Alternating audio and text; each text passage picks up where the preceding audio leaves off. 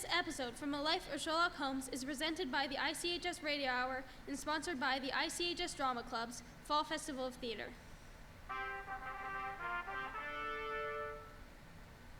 And now for a weekly visit with our good friend and host, Dr. Watson. Good evening, Doctor. Good evening, Mr. Bartell. You're a bit late. I've been keeping some dinner hot for you here. Pull up a chair and join me. That's very nice of you. Thanks, Doctor. Are you all set with tonight's story? Yes, my boy. I'm all set, as you call it.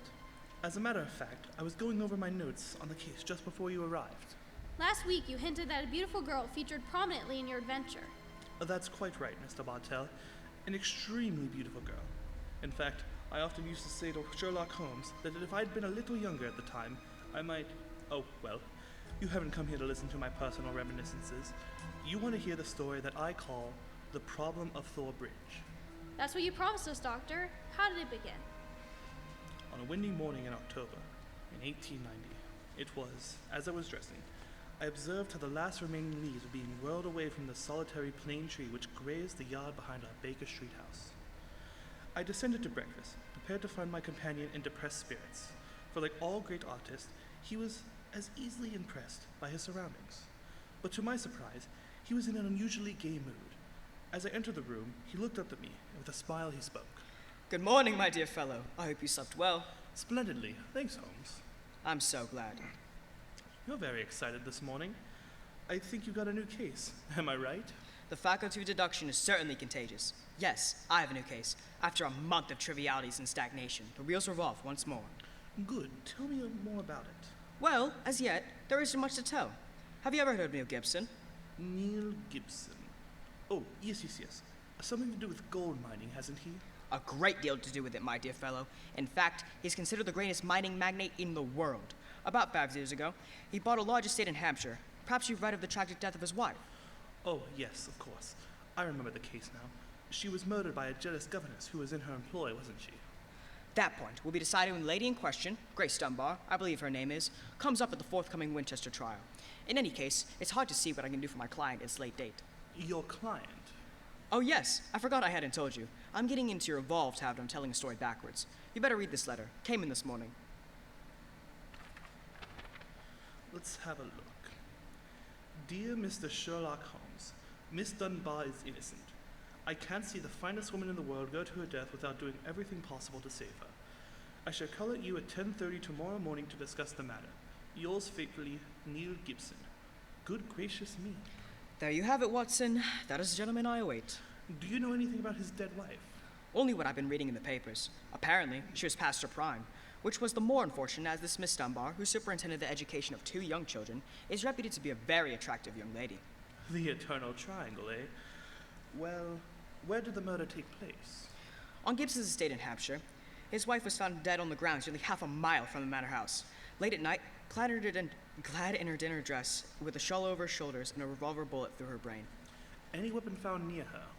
No, though no clues found at the scene of the crime. What made them suspect the governess? Well, in the first place, there was some very incriminating evidence. A revolver with 1 discharged chamber, the caliber corresponding with the bullet in the dead woman's head, was found on the floor in Miss Dunbar's wardrobe. Oh, was it?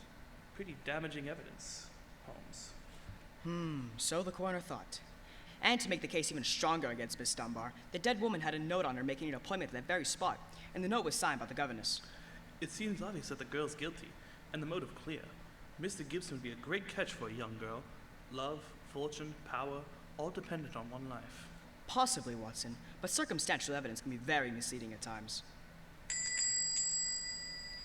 Ah, there's the gentleman in question, unless I'm very much mistaken. Considerably before his time. Well, I see him from the window here. Formidable looking fellow. Must be well over 6 foot tall.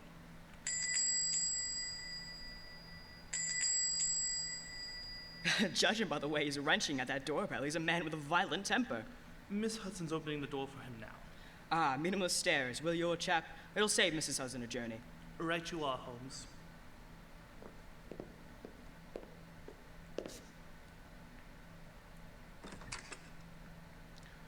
Up here, sir. Are you Mr. Sherlock Holmes? No, indeed. I'm his colleague, Dr. Watson. Come in, won't you?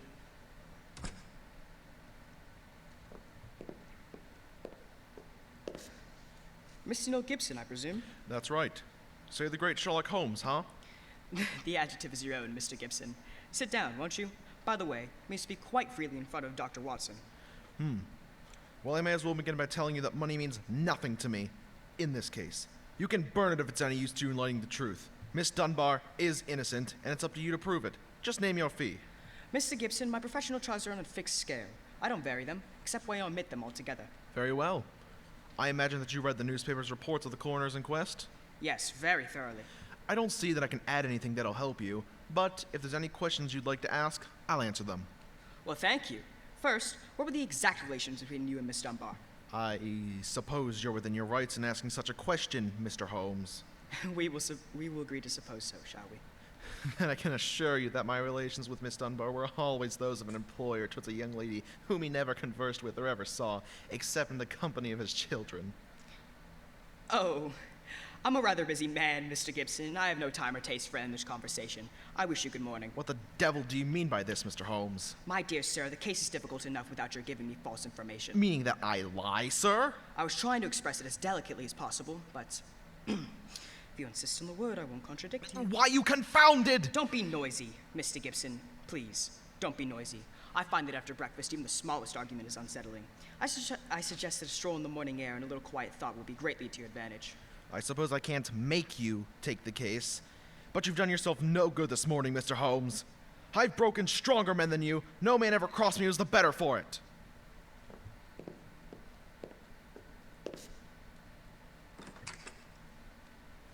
Good morning, Mr. Gibson. You have a great deal yet to learn. Upon my soul, Holmes, you were unusually severe with him. I dislike liars, Watson, and I cannot tolerate arrogance, particularly when it's coupled with great wealth. How did you know about his relations with the governess? I didn't. It was pure bluff. Bluff? Well, it certainly weren't. Think he'll come back?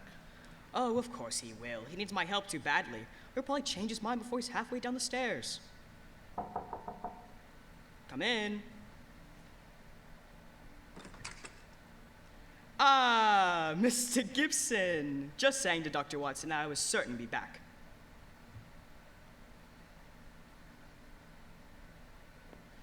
I've been thinking it over, Mr. Holmes, and I feel that perhaps I was hasty in taking your remarks amiss. Just the same, I can assure you that the relations between Miss Dunbar and me really don't affect this case. Surely that is for me to decide, Mr. Gibson.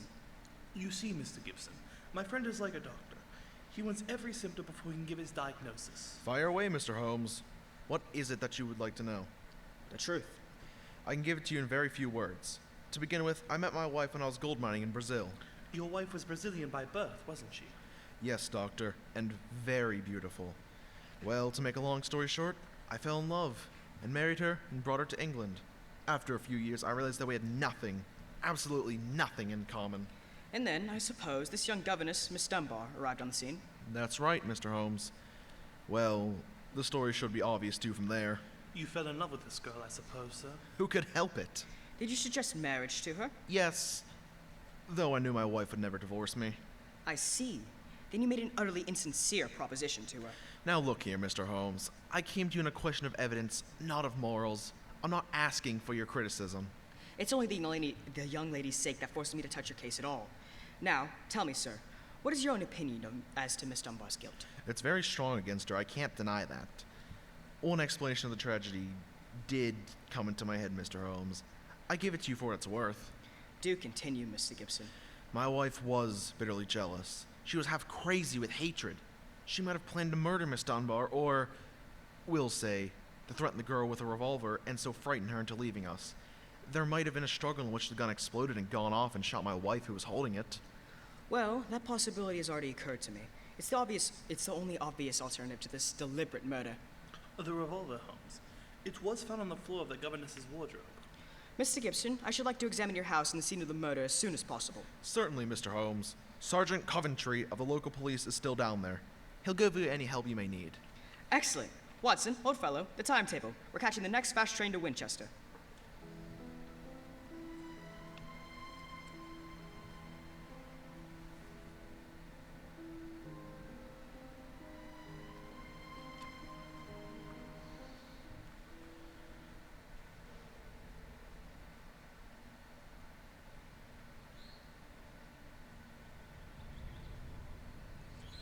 So if I have to have someone else on the case, I'd rather be you, Mr. Holmes. If our gets called in, and we, local police, lose all credit for success, and generally gets blamed for the failures.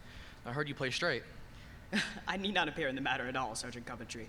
If I can clear it up, I don't even ask to have my name mentioned. Well, that's handsome of you. I'm sure now, I know your friend Dr. Watson can be trusted too. Don't worry, my dear fellow. We won't steal any of your thunder. Oh, that's nice and friendly of you, Doctor. Well, come on, gentlemen. I'll walk you down to the bridge. That's where we found Mrs. Gibson's body. It's not far from the house here.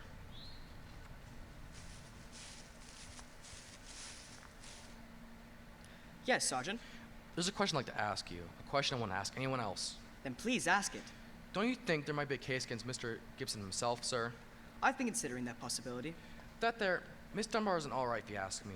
He wanted his wife out of the way, and the pistol she shot was his pistol, you know? Oh, was that fact proven?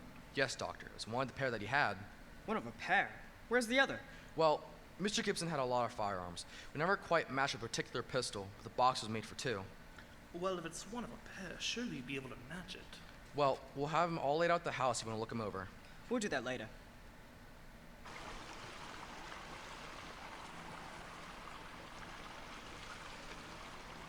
Ah, this, I presume, is Thor Bridge? That's right, sir. We found Miss Gibson's body laying right here at the perch of the bridge. I see. I gather from the newspaper reports the shot was fired at very close quarters. Yes, sir. Very close. Near the right temple, wasn't it? Just behind it, sir. How did the body lie, Sergeant? Oh, on its back, Doctor. No trace of struggle, no marks, no weapon. The note from Miss Dunbar was clutched in her left hand. Clutched, you say? Yes, sir. We can hardly open the fingers to get at it. Ah, that's of greatest importance. It excludes the idea that anyone could have placed the note there after death in order to furnish a false clue. What did the note say, Sergeant? Little enough, Doctor. It said, I'll be at Thor Bridge at 9 o'clock. And it was signed Grace Dunbar. Did Miss Dunbar admit writing it? Oh, yes, sir. What was her explanation? She wouldn't say nothing. She said she was saving her defense for the trial. Yes, it seems odd that Mrs. Gibson was still clutching that note. It seems perfectly natural to me. Oh, come now, old fellow. Argue the thing out logically. If the letter is genuine, it was certainly received sometime before the tragedy, say an hour or two. Why then was the dead woman still clasping it in her left hand? Why should she carry it so carefully? She certainly didn't need to refer to the note at all at the interview. That doesn't strike you as rather strange? Well, now you put it in that way, it does seem a little peculiar. Hello!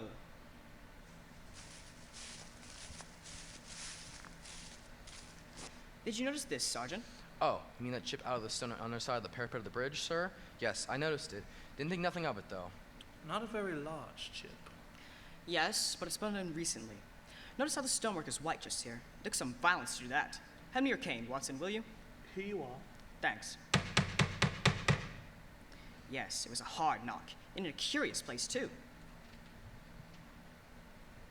It was from 15 feet from where we found the body, Mr. Holmes. Yes, Holmes. I don't see how it could have any connection with Miss Gibson's murder. Well, perhaps it hasn't, but it's a point worth noting. There are no footprints, you say, Sergeant? No, Mr. Holmes. The ground is hard as iron. It's been a very dry summer. We haven't had any rain to speak of. That's a pity. Well, Sergeant, I'm much obliged to you, and I think we'll go back to the house. Right. Caesar will show you where the firearms are, sir. Oh, who is Caesar? Oh, a funny kind of bloke. Brazilian, I guess. Brazilian, eh? Like Mrs. Gibson? Yes, Mr. Holmes. Come from the same town she does. As a matter of fact, something very fishy about him, if you ask me. Now, if you excuse me, gentlemen, I'm going to take a little stroll around the grounds. You've started me on a new train of thought in this case. Mr. Holmes? I'm delighted, Sergeant. Come, Watson, let's get back to the house.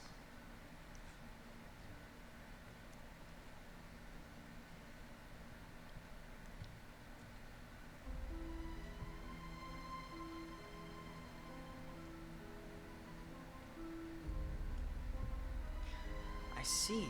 And these are all the firearms in Mr. Gibson's possession, eh, Caesar? Except for the revolver that's missing from the case. I've never seen such a collection of guns and revolvers in my life. Mr. Gibson has many enemies, sir. He always sleeps with a loaded pistol beside his bed. He is a man of great violence. There have been times when all of us were afraid of him.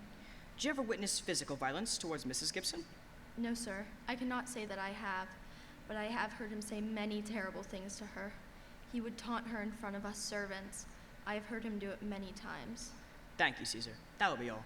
Very good, sir. You know, Holmes, I still think the case against Miss Dunbar looks very strong. I should agree with you if it were not for one fact, the finding a revolver in a wardrobe.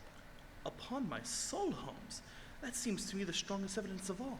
I think not, old chap. I beg your pardon? We must look for consistency. Where there is want of it, we must suspect deception. I don't quite follow you. Suppose for a moment that we visualize you in a character of a woman who, in cold, premeditated fashion, is about to murder a rival. You've planned it, a note has been written, the victim has come, you have a weapon, the crime is well done, it has been workmanlike and complete.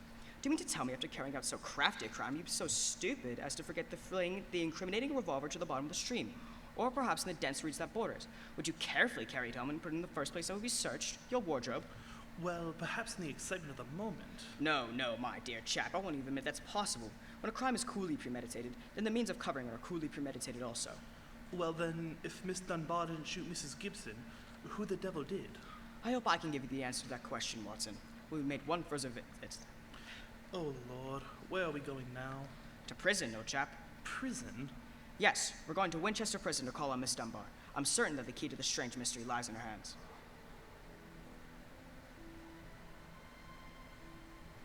In need of a winter distraction? Break up the snow with the Indian Creek Fall Festival, featuring performances from Sherlock himself. Join us December 1st and 2nd at 7 p.m. and December 3rd at 1 p.m. The Fall Festival has everything: songs, monologues, scenes, and food for the show. Remember to watch for our Christmas Carol performance and our spring show. Now sit back and relax while we continue with Sherlock and the problem of Thor Bridge. And now back to Dr. Watson and tonight's Sherlock Holmes adventure, the problem of Thor Bridge. Well, Doctor, did you go to Winchester Prison and see Miss Dunbar? We did, Mr. Bartell. An hour later, found the two of us sitting in a dark and gloomy cell, talking to one of the most beautiful girls that I've seen ever. Her bright, flashing eyes and her air of quiet confidence seemed sadly out of place in such a setting. Holmes spoke to her, quietly soothing her. Miss Dunbar, tell us of your true relations with the dead woman. She hated me, Mr. Holmes. She hated me with all the passion of her distorted mind. Please tell us exactly what happened on the evening of Mrs. Gibson's death. Well, I received a note from her in the morning, a note imploring me to meet her at the bridge after dinner that night. She said she had something important to say to me. Did you keep the note, Miss Dunbar? No, Doctor. Well, she asked me to destroy the note, so I burnt it in the schoolroom grate. She saw no reason for such secrecy, but, well, I did as she asked. And yet she kept her reply very carefully. That's interesting. Tell me what happened when you met her that night. When I reached the bridge, she was waiting for me.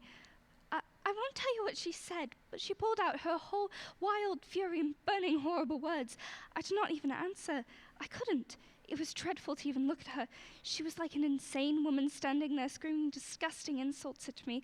I put my hands to my ears and rushed away. Where was she standing when you left her? Within a few yards of the spot where her body was found later. And yet, presuming she met her death shortly after you left her, you heard no shot? No, I heard nothing. But I was so upset, Mr. Holmes, that I rushed straight back to my room. Did you leave it again that night? Yes, when the alarm came that Mrs. Gibson was dead, I ran out with the others. Did you see Mr. Gibson? Yes, Doctor. He was just returning from the bridge when I saw him. He had sent for the doctor and the police. This pistol that was found in your room, had you ever seen it before? Never, Mr. Holmes, I swear it. When was it found, Miss Dunbar? The next morning when the police made their search, it was on the floor of my wardrobe where I keep my shoes. You've no idea how long it'd been there? Well, it hadn't been there the morning before, How do you know? because I tidied up the wardrobe that day. I see. And someone must have come into your room and placed the pistol there in order to incriminate you. I'm certain of it. Well, when could they have done that? Well, it could have been at mealtime or when I was in the schoolroom with the children. Yes. Miss Dunbar, on examining the scene of Mrs. Gibson's death, I noticed that a piece of stonework on the other side of a parapet of a bridge had been broken away. Can you suggest any possible explanation for that? Oh, surely it must be a mere coincidence, Mr. Holmes. Possibly. Why should it appear at the very time of the tragedy and at the very place? Could it possibly be that... Why, yes, of course! Idiots! Why didn't I think of it before? Come along, Watson. Where are we going, Holmes? Back to Thor Bridge, old fellow, as fast as we can get there. What have you found out, Mr. Holmes? The answer to this mystery, I hope. My dear young lady, you will get the news before the day is out. And meanwhile, take my assurance the clouds are lifting and the light of truth is breaking through.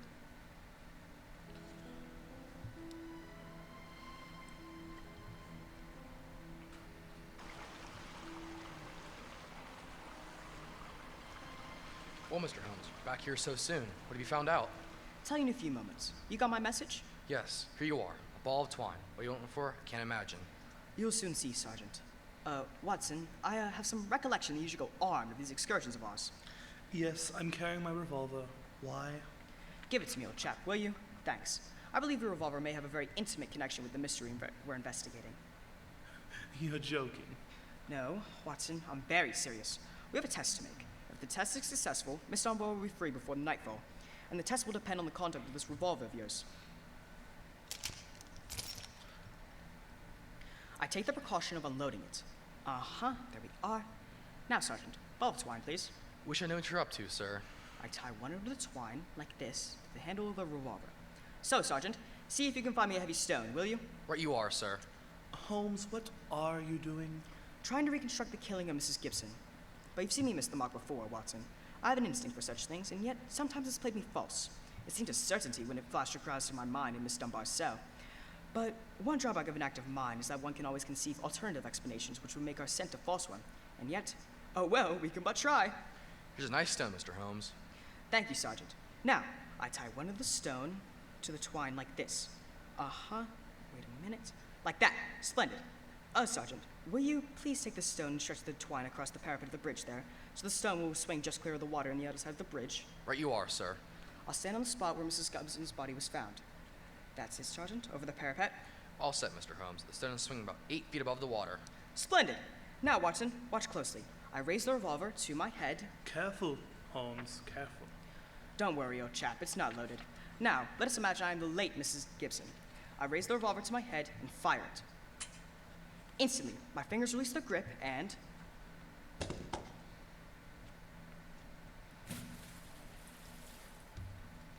There's your answer, Watson. Great Scott! The revolver flashed back out of your hand, struck the parapet of the bridge, and then the weight of the stone flipped it over into the water. Was there ever more an exact demonstration? Come on, old fellow. You're a blueing magician, Mr. Holmes. That's what you are, a bluing magician.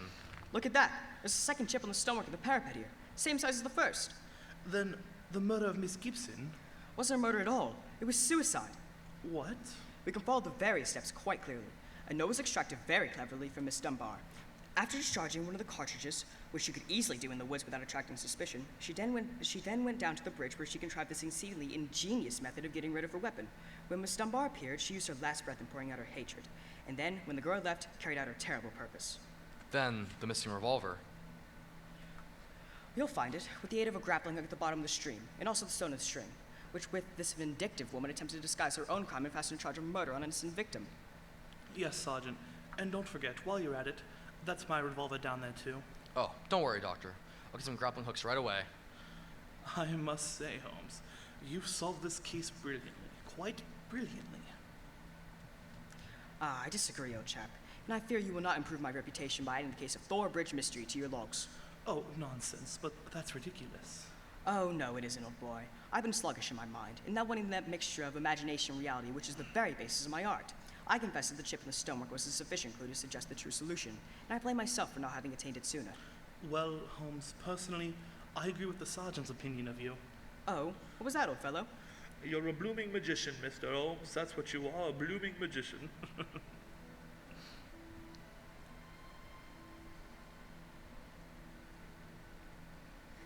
Well, Dr. Holmes really was a magician. That is, if you did find Mrs. Gibson's revolver and your own in the stream. Oh, you found them all right. You don't think I'd tell you the story otherwise, do you? What do you take me for, anyways? Well, now that you ask, I'll tell you. I take you for a very charming gentleman, a wonderful storyteller, and a fine host. Oh, really? Well, you are a gentleman of the old school. And you do tell a fine story. You flatter me, you. And you are a perfect host. That meal we had tonight was wonderful.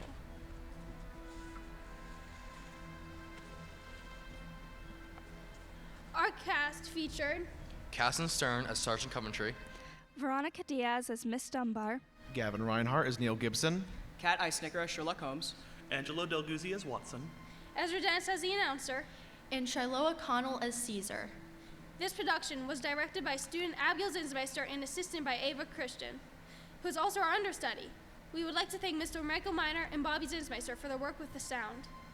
We would also like to thank Superintendent Dr. T.C. Chaplier, Assistant Director John Belt, Principal Louis Wren, Vice Principal Keith Swearingen, Dave Moffett, our ICHS secretaries, Lori Orban, Connie Hubler, and Kyla Wright, and all of our other staff members who helped make this production possible.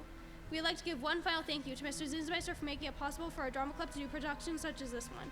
Our next radio production will be A Christmas Carol. To find out dates and times, visit this page as well as the Indian Creek Local School District's Facebook page. This is Indian Creek High School Radio Hour saying good night.